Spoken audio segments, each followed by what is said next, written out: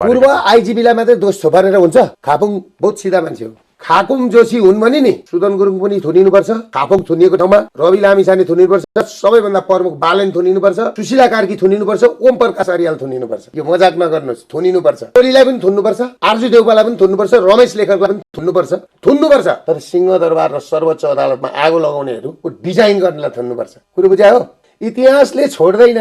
आज जसरी केपी ओलीलाई लखेटेको छ नि त्यसरी नै लखेटी एक दिन यिनीहरूलाई गरेन छ भने मलाई भन्नु। राजा सहितको आज त राजा कति अपरिहार्य रहेछ भन्ने कुरो त सब आम जनताले बुझ्यो नि। राजा सहितको एउटा शक्तिलाई दुर्गा प्रसाई यिनीहरूले बुझ्नु नि। फेरि मलाई फेरि पक्रिन सक्छ, भोलि पक्रिने कुरा हुँदैछ अरे आइतबार बेलुका, नभए नजरबन्दमा राख्ने। पुलिसहरूको कुरा के छ अरे भने कति पक्रिनु लाजै भइसक्यो, पुलिस भइरहेछ अरे। पुलिसको लागि तपाईँ खुलेर बोल्नुहुन्छ, पुलिसले नै तपाईँलाई पक्रेर लान्छ। होइन, बिचरा पुलिसको त के छ र, होइन माथिको आदेश भन्छ। अब माथिको आदेश जागिरको सवाल भन्छन्। मैले कतिपल्ट भन्छु उहाँहरूलाई, माथिको आदेश तपाईँहरू जागिरको सवाल भन्छन्। तपाईँहरूको देशै गइसक्यो, अब कुन जागिर खानुहुन्छ र? देशै नरहेपछि